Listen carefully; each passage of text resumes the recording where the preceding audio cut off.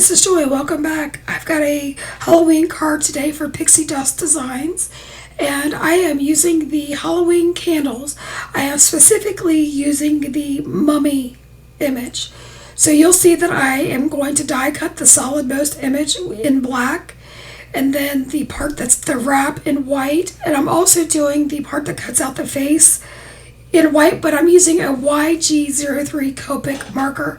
So I like to Copic color, so I decided that I wanted to color my die cuts to give it a little bit of dimension. If you don't like to color, you don't have to do that, or you can use any type of ink to add, shading if you want. So on the piece that looks like the wrap, I took my C3 Copic marker and I outlined where the embossed area was, and then I flicked in some areas, and I'm following that embossed line. Now where the wrap would come together and meet, I am putting my darkest shadow and I'm flicking away from that. I then come in with a C1 marker.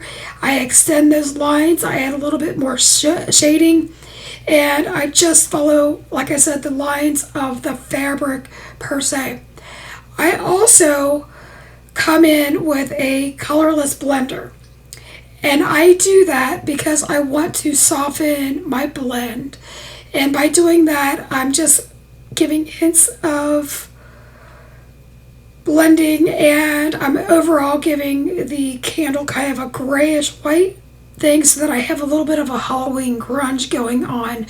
This isn't a necessary step, but I think it added a little bit more to the overall finish.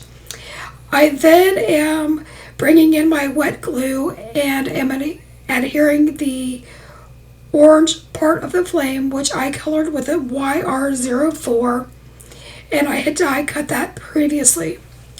I then am gluing the white portion or the wrap portion of the candle onto that base, and you're going to see that that leaves a little bit of a rectangle to put in the face. The areas with the eyeballs I colored with a YG03. I got a little bit ahead of myself. I did add the yellow part of the flame using my crafter's wand.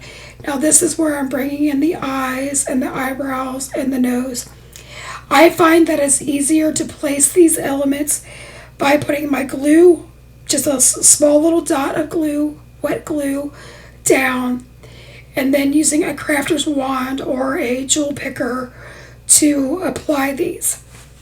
You could absolutely glue the pieces and then set them down, or you could pop them up. I didn't find that to be necessary, as I think that this is cute, and the candle is, even though it's a focal point, my little characters are going to be the main element of my card, if that makes any sense. You'll see that here in a minute. I also come in with a Micron pigment pen and just draw in the pupils on this. Again, this is not necessary, but I think it just adds a bewitching Halloween element. Now I am going to make my background panel, and I am using Distress inks. I'm starting with Prized Ribbon, and I did speed this up by 2 times, so I just wanted you to know I don't ink blend this fast, but you're going to get the idea of what I'm doing just by watching the sped up version. And I am putting down a pretty rough coat of the Prized Ribbon because I want this to be an eerie night sky, and this is just my first layer of color. Since these are dye inks, these are transparent, and you can layer these and create all kinds of different backgrounds and form different colors. So my next thing I did was I came in with Wilted Violet, and you're going to see that I concentrate that from the outside edge, and I'm coming in towards the center. And by doing that, I am creating a halo. So the most center part is going to be blue, and then you're going to have the lighter purple halo around that, creating a vignette. Okay? Once I am finished with that, I come in with Villainous Potion, which is a darker purple, And with a heavy hand, I am coming in on the outer part of the card base. And that is, like I said, creating the vignettes and that nice halo that draws the eye into the scene. And you'll see this in just a second complete. Also, to add to my background, I used some heavyweight acrylic paint, watered that down with my Distress sprayer, and then I splattered that with a fan brush. And I find that using a fan brush gives a nice splatter. Now let's talk about splatter. You might say that this might look like snow. In my case, it's a night sky. If you wanted it to be snow, like if you were doing a Christmas or winter scene, you would put all of your characters, everything down, and then splatter, because snow realistically falls in front and in back of items. So there you go. There's my 2 cents worth on that. I then die cut that out with a penny black antique frame die, added some double-sided adhesive and some wet glue, and applied that to a black A2 side folding card. I also backed my candle with another piece of white cardstock just to give it a little bit of dimension without popping it up on foam. And I placed that in the center because now I'm going to bring in the trick-or-treaters that I colored off camera with Copics. If you are interested in the color combinations that I used, please check out my accompanying blog post and you will find those combinations. So right now you're seeing me kind of fidget with the design and how I want to lay it out.